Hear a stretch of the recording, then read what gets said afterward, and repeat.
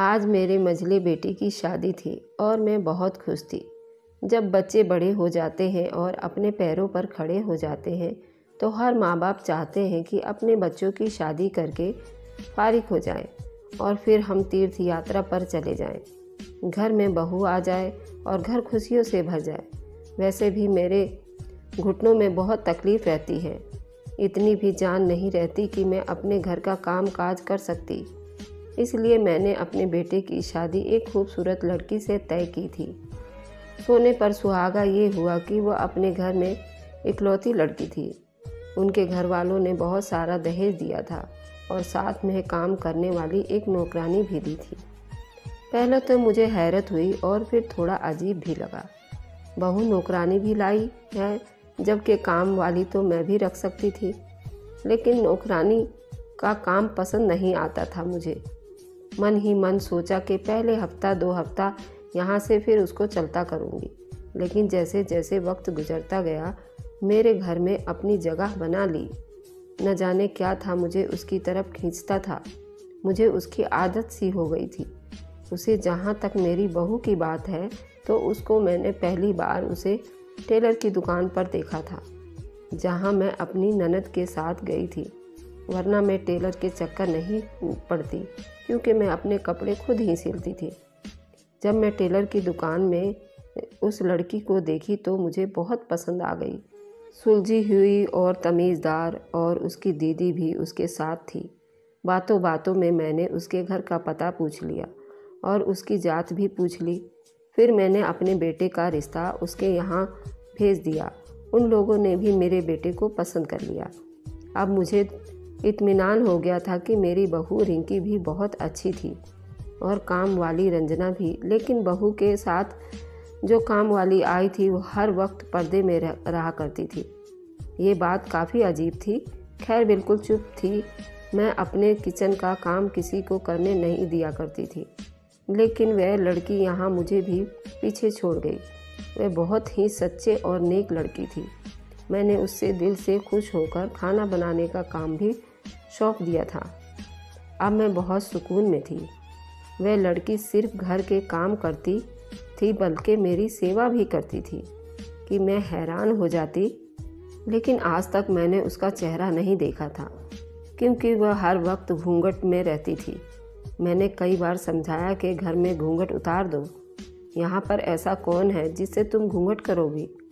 हम सास बहू के अलावा यहाँ पर कोई नहीं था। मेरा बेटा भी काम पर जाता तो वह शाम को ही घर आता था, मगर मेरी बात से वह बहुत घबरा जाती थी। उसके हाथ पांव कांपने लगते थे। मेरी बहू आ गई और उसके सामने खड़ी हो गई। मम्मी जी, आप इसको कुछ ना कहिए। ये अपना चेहरा किसी को नहीं दिखाती। ये बहुत ही पर्दे वाली है।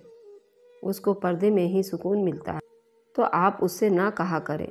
रंजना के जाने के बाद मेरी बहू मेरे पास आकर बैठ गई और धीरे से बोली, मम्मी जी, हमने उसका चेहरा देखकर क्या करना है, जब हमें इतना सुख दे ही रही है, घर को हमारे साफ रखती है और खाना एकदम फंटास्टिक बनाती है। मैंने देखा है रात गए तक आपका पैर भी दबाती है। कहीं ऐसा ना हो कि हमारी फरमाइश पर बिदक जाए और काम ही छोड़कर चली जाए। फिर आजकल कहाँ मिलती है ऐसी नौकरानी। बहू की बात पर मैं एकदम चुप हो गई थी, लेकिन मेरे दिल में अजीब सी खटपट हो रही थी।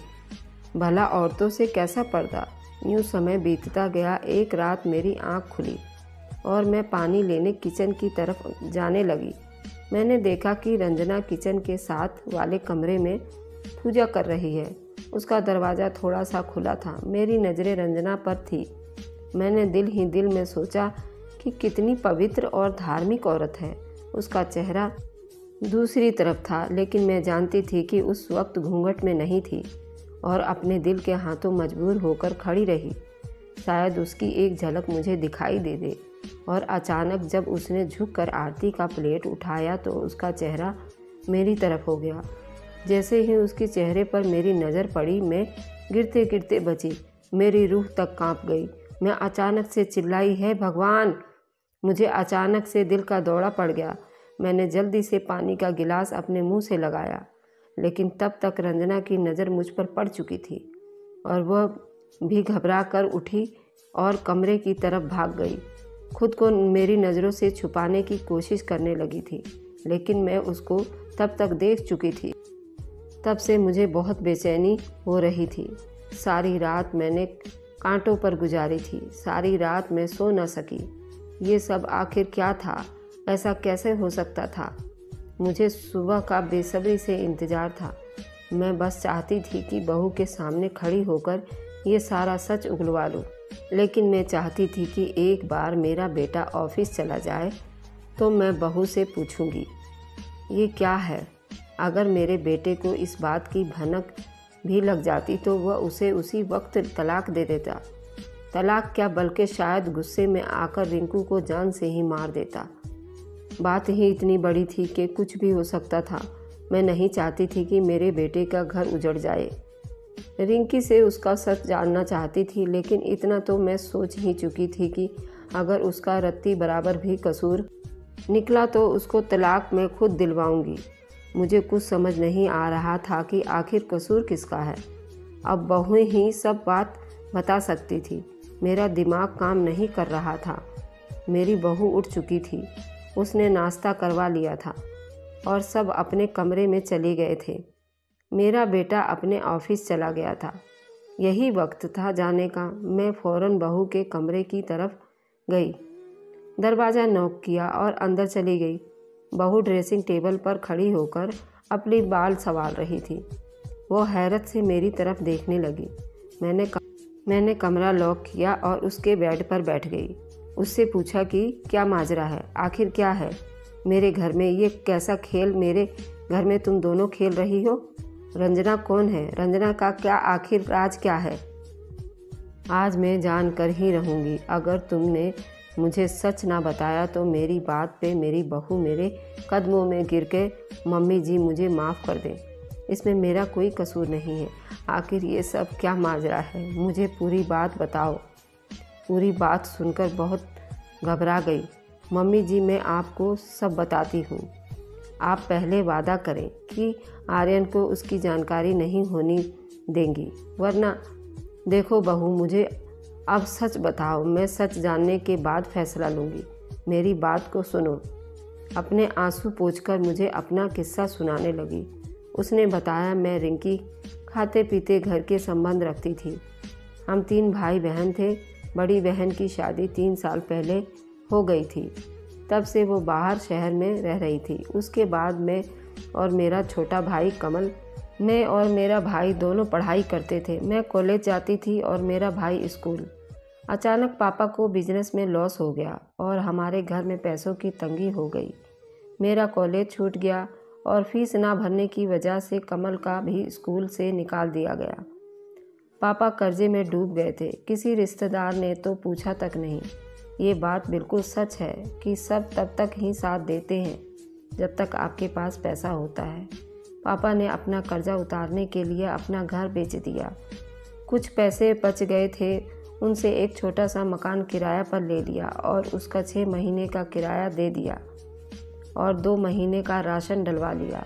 अब बस चंद 1000 रुपये ही बचे थे, वह भी कब तक चलते। मेरे पास कोई डिग्री नहीं थी कि मैं कोई नौकरी करती। मैंने आसपास बच्चों को पढ़ाती, वो काफ़ी नहीं थे। पापा की तबीयत खराब रहने लगी थी। वह पहले ही दिल के मरीज थे और हालात के नीचे आकर तो और कमज़ोर हो गए थे।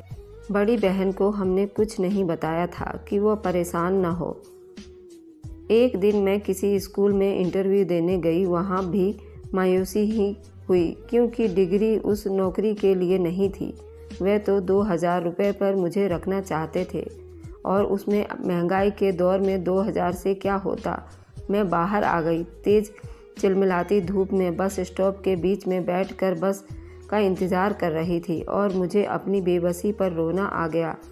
आंसू मेरे गालों पर फिसल रहे थे। फिर किसी ने पूछा कि मैं क्यों रो रही हूँ, मगर सर उठाया तो बहुत डर गई, क्योंकि वह एक अजनबी आदमी था और वह हमेशा मुझे वहाँ पर बैठा देखकर घूरता रहता था। मगर आज उसकी इतनी हिम्मत देखकर मुझे बहुत डर लग गया था।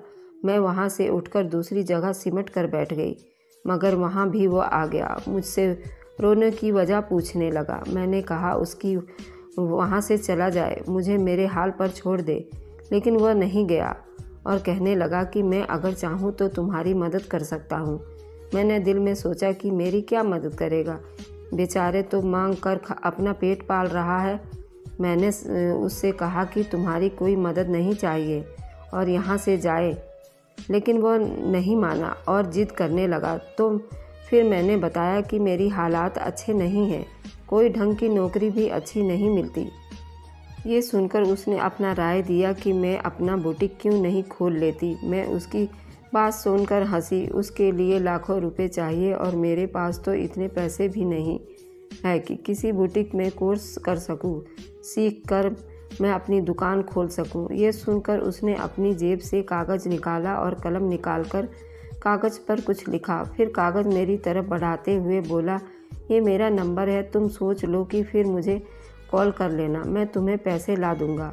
मैंने झट से उसके हाथ से ले ली और वहाँ से उठ गई, क्योंकि मेरी बस आ गई थी। घर पहुंचकर उस सारे किस्से को भूल गई। रात को जब बिस्तर पर लेटी तो अचानक से मेरे दिमाग में कि मैं स्टॉप पर बैठी रो रही थी कि अचानक वहाँ अजनबी आदमी आ गया था। मैं सोच रही थी कि उसके पास इतना पैसा आया कहाँ से जो वो मुझे देने का कह रहा था, और अगर है भी तो वो मुझे क्यों देगा। आजकल तो कोई किसी को उधार तक नहीं देता।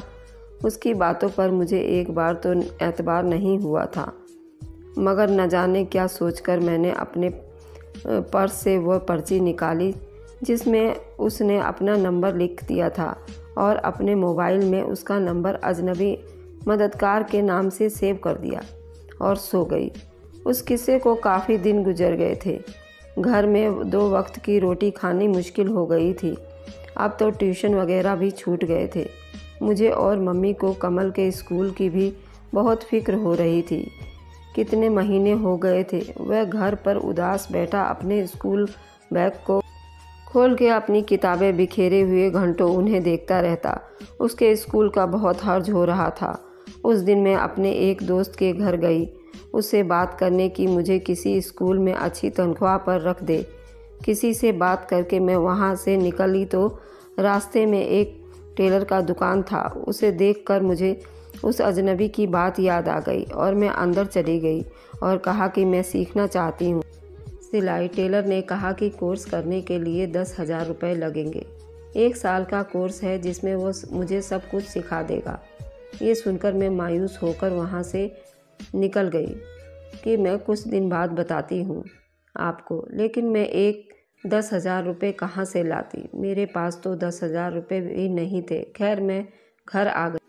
कुछ देर बाद उस अजनबी का नंबर मिलाया। उसने मेरा फ़ोन काट दिया और ख़ुद कॉल की और पूछा कि क्या मैं वही लड़की हूँ जो उसने बस स्टॉप पर मिली थी। मुझे हैरत हुई कि उसने मेरी आवाज़ से सुनने बगैर मुझे कैसे पहचाना, मगर मैंने उस पर कुछ शक नहीं किया। कहा कि हाँ मैं वही लड़की हूँ जो उसे बस स्टॉप पर मिली थी और पूछा कि वो कहाँ से मुझे पैसे देगा, जबकि वह खुद बहुत गरीब है। वह ये बात सुनकर हंसा कि तुम्हें पैसों से मतलब है, तुम्हें मिल जाएंगे, बोलो कितने चाहिए। मैंने कहा मुझे 1 लाख चाहिए। टेलर का कोर्स करूँगी और फिर खुद का दुकान खोलूँगी और फिर बाद में उस पैसे को लौटा दूँगी।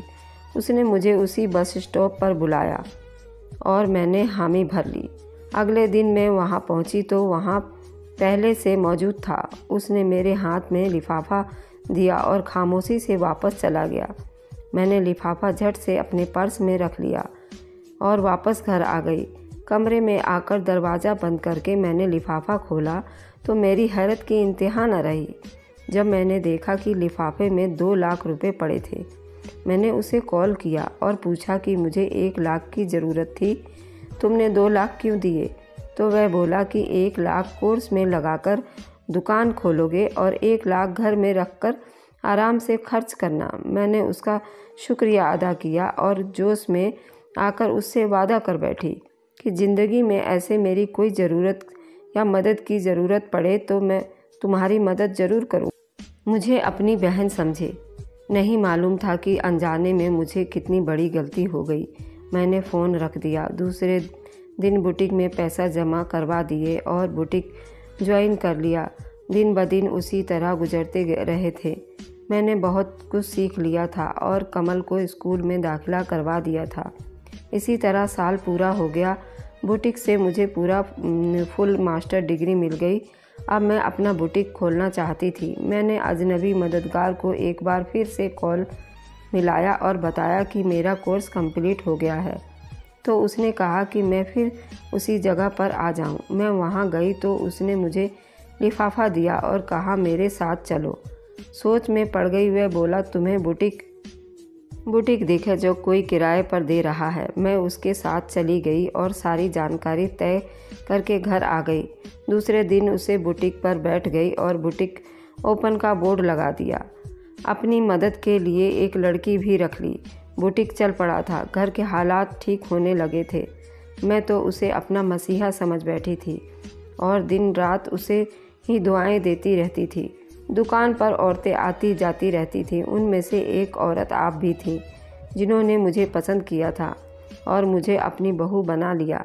मेरी शादी की तैयारी हो रही थी कि एक दिन अजनबी मददगार मेरे पास आया और बोला कि उसे मुझसे कुछ चाहिए। मैंने कहा कि मैं उसके सब पैसे लौटा दूंगी और वह कुछ वक्त दे मुझे।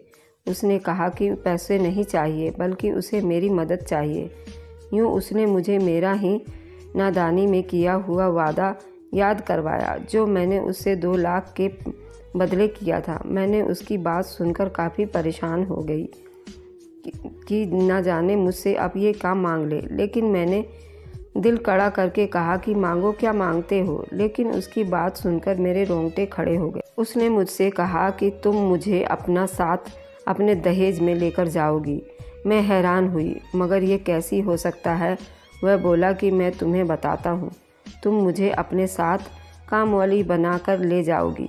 मैं हर वक्त खुद को ढक कर रखूँगा। किसी को कानों कान खबर तक नहीं होगी कि मैं लड़की नहीं बल्कि लड़का हूँ। उसकी बात सुनकर मुझे अब गुस्सा आने लगा था। तभी तो मैं चिल्लाई थी, और मैं ये सब क्यों करूँगी। मैं मानती हूँ तुम मेरे मददगार हो, मैं तुम्हारी एहसानमंद भी हूँ, मगर मैं अपने होने वाले पति को इतना बड़ा धोखा हरगिज़ नहीं दे सकती कि मैं क्यों कर एक गैर आदमी को अपने घर में ले जाऊँ। मुझे क्या मालूम तुम किस मकसद से जा रहे हो, किस नीयत से जाना चाहते हो।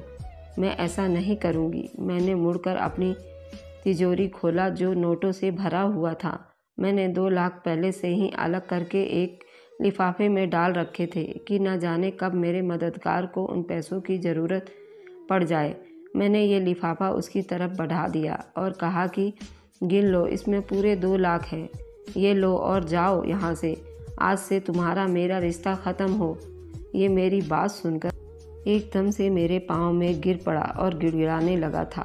मैं डर कर पीछे हटी थी। वह फूट फूट कर रो रहा था। उसने मेरे सामने हाथ बांध लिए थे। ये सोच रहा था जैसे एक छोटा बच्चा भीड़ में अपनी माँ से जुदा होकर डरा हुआ हो।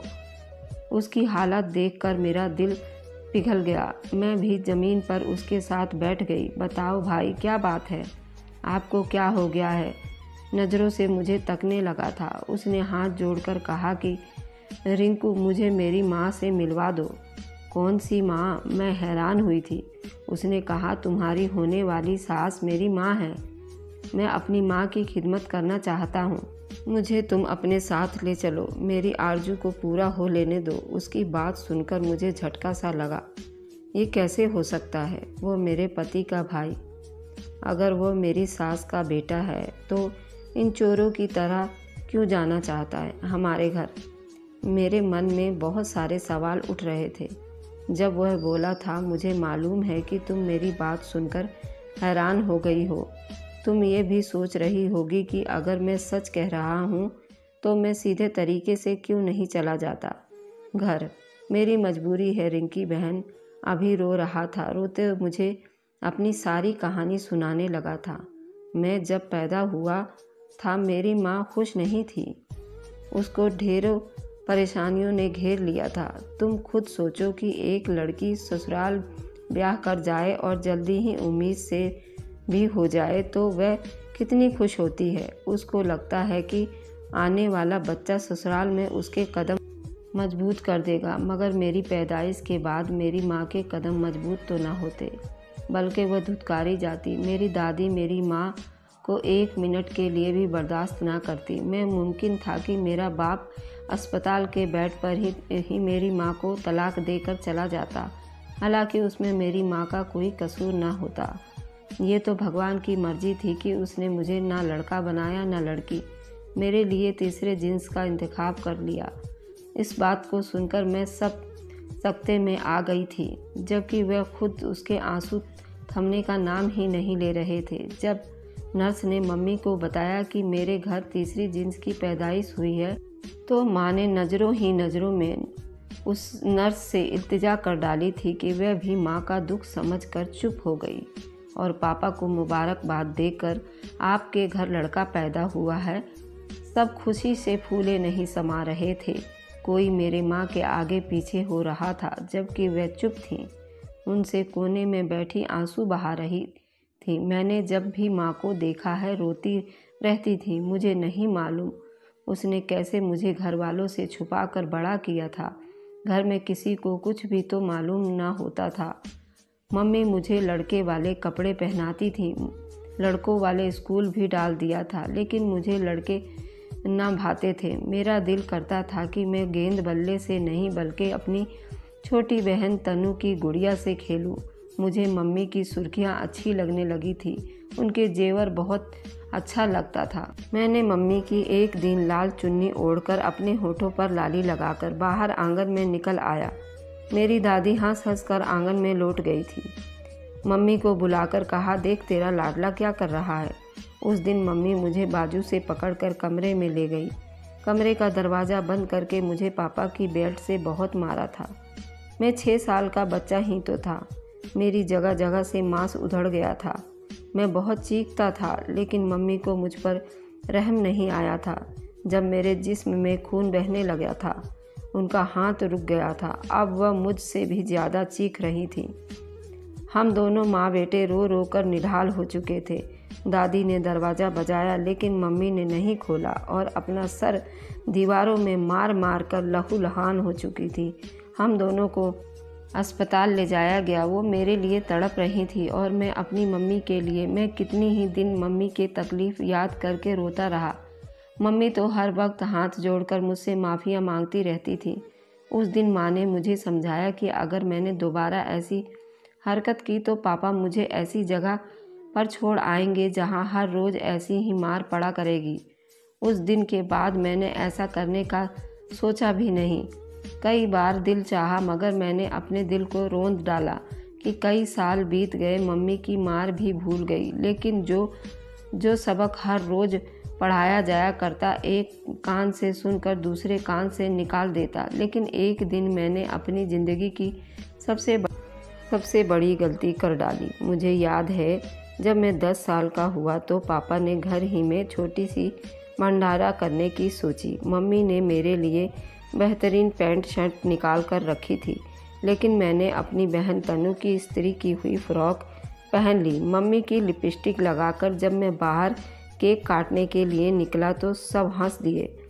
मम्मी भी हाथ सर पर हल्की सी चिपक कर बोली कि तुम्हारी मजाक की आदत पता नहीं कब जाएगी। फिर वह मुझे कमरे में ले गई। मुझे दोबारा तैयार करते हुए बेतहाशा रो रही थी। मैंने वजह पूछी तो वह बोली कि तुमने बहुत गलत। अगले दिन मम्मी मुझे बाज़ार लेकर गई, लेकिन वह बाज़ार तो नहीं था। वह मुझे दूर एक कस्बे में लेके गई। तंग गलियों में गुजरते हुए एक घर में ले गई, जहाँ पर सभी वैसे ही लोग रहते थे, बात बात पर तालियां पीटते थे। मुझे बड़ी घबराहट हो रही थी। मैंने मम्मी का हाथ हिलाकर कहा, मम्मी यहाँ से चलो, मेरा दम घुट रहा है। मगर वो एक बुजुर्ग से गिरोह के पास बैठकर न जाने क्या बात कर रही थी। गिरोह ने मुझे अपने पास बुलाकर, आज मैं तुम्हारी मम्मी हूँ। मैंने मम्मी का कंधा फिर से हिलाकर कहा, मम्मी उठो, घर चलो। मेरा दिल न जाने डर से कांप रहा था। मेरी मम्मी उठकर बाहर की तरफ चल पड़ी। मैं उनके पीछे लपका था। मुझे गिरोह के चेलियों ने पकड़ लिया था। मैं चीखता चिल्लाता रहा। मम्मी ने पीछे मुड़कर भी न देखा था। मेरा नन्हा सा दिल कांप रहा। कांप रहा था। मेरा दिल किया कि तमाम तेज से चिल्ला के मम्मी की कानों तक आवाज़ चली जाए, मेरी माँ सुनकर मेरे पास आ जाए। हाय, मैं बहुत बेबस था। मेरा कमज़ोर बदन इतना जोर कहाँ था कि मैं उन हड्डी कट्टी चेलियों को खुद को छुड़ा लेता। सारी रात दहाड़ते मारता रहा, रोता रहा, मगर मुझे प्यार से समझाते रहे। वह समझाने की मिन्नतें करते रहे। सुबह सवेरे ही मम्मी मुझसे मिलने चली आई। मैं उनसे लिपट कर एक बार फिर बहुत रोया था। मम्मी ने मुझे अपने हाथों से खाना खिलाया और चली गई, मेरे किसी सवाल का जवाब दिए बगैर। वादा भी नहीं किया, आज के बाद लिपस्टिक पाउडर हाथ न लगाऊंगा। मगर वह चुप रही। गिरोह मुझे प्यार करता था, मुझे उनसे घिन आती थी। सबसे अलग बैठकर घर वालों को याद करके रोता रहता। एक दिन एक गिरोह ओके मेरे पास आकर बैठ गया। मैं रो रहा था, वह भी रोने लगा।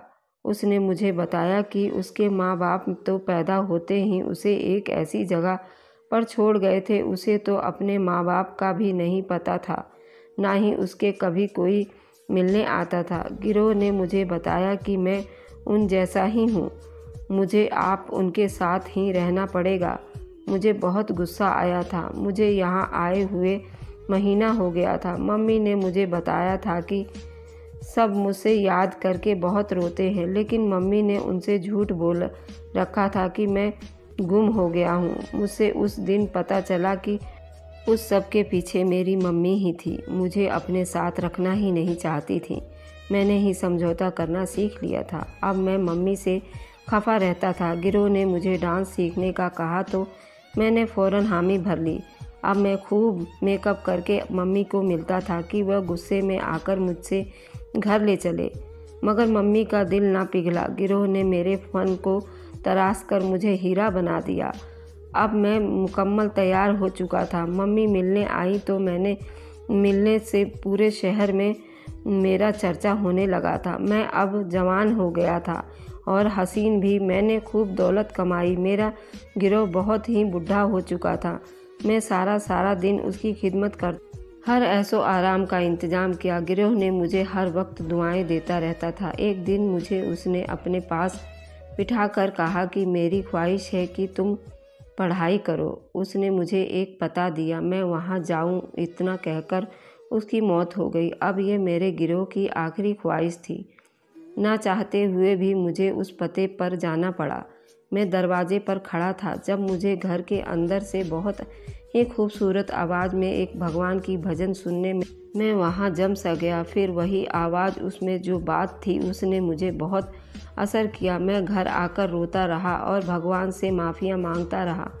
मैंने डांस छोड़ दिया। अब पेट पालने के लिए दिहाड़ी करने लगा था। मुझे रोज़ाना जिन आँखों का, जिस तरह के लोगों का सामना करना पड़ता था, ये मैं ही जानता था। तब मुझे मम्मी की मजबूरी समझ आई। मेरी मम्मी आखिर क्या कर लेती। उसकी बेटी भी जवान हो रही थी। फिर भला एक तीसरे जिन्स इंसान की बहन को कौन ब्याह कर ले जाता। मैंने अपने सारा पैसा जमा करके रखा था ताकि किसी ज़रूरतमंद के काम आ सके। तुम मुझे ज़रूरतमंद लगी, इसलिए मैंने तुम्हें दे दिया। सब मैं अपनी माँ से मिलने का बहुत ख्वाहिशमंद था।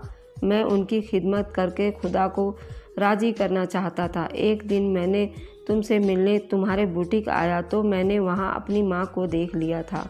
फिर पता चल गया कि वह तुम्हें अपने बेटे की, यानी मेरे भाई से शादी करना चाहती थी। तभी तो मैं तुम्हारे पास चला आया। सारी बात सुनकर रो दिया था। मैं भी रोती रह गई थी। मम्मी जी, उसकी बातें सुनकर मैं खुद को रोक नहीं पाई थी। क्या मैं गलत थी? मेरी बहू समझे सवाल कर रही थी, जबकि मैं तो ज़मीन में गड़ धंस गई थी। मैं बहू के गले लगकर बड़ा रोई थी। मुझे मेरा नन्हा सितारा बड़ा याद आ रहा था। उसने कैसी कैसी शक्तियाँ झेली थी। मैं भागकर उसके कमरे में गई तो वह अपना सामान पैक किए बैठा था। मुझे देखकर मेरे कदमों में गिर गया था। मैंने उसको उठाया और उसके आगे हाथ जोड़कर अपनी हर गलती का माफ़ी किया था। मैंने गिड़गिड़ाकर उससे माफ़िया मांगती थी। उसने मुझे माफ़ कर दिया था। मेरा सितारा मेरे सीने से लगकर बिलक बिलक कर रो रहा था। फिर वह मुझसे जुदा हुआ और अपना सामान उठाकर चल दिया। मैंने उसका बैग उसके हाथ से छीन कर कहा था कि वह मेरे पास रहे। वह घबरा गया और बोला, मम्मी मैं आपके ज़िंदगी मुश्किल नहीं बनाना चाहता। तब मैं बोली तो मुझे लगा मेरी आवाज़ किसी गड्ढे से आ रही है। बेटा, ज़िंदगी तो मैंने तुम्हारी मुश्किल बना दी थी। लोगों का डर उस कदर मुझ पर छा गया था कि मैं भगवान गुस्से को तो भूल ही गई थी। अगर वह क़यामत के दिन मुझसे पूछ ले कि बेटा और बेटी मैंने दिए तो तुमने रख ली, और मैंने अपनी पसंद से एक ख़ास बंदा दिया तो धुतकार दिया, तो मैं क्या जवाब दूंगी? मुझे मेरे भगवान के सामने रुस्वा होने से बचा ले। मैंने अपने सितारा के सामने हाथ जोड़ दिए तो वह बैग पैक कर मुझसे लिपट गया। मैंने पूरे मोहल्ले में मिठाई बांटी। मेरा गुमशुदा बेटा लौट आया है। भगवान का कृपा है, उसने मुझे मेरी गलती सुधारने का मौका दिया था।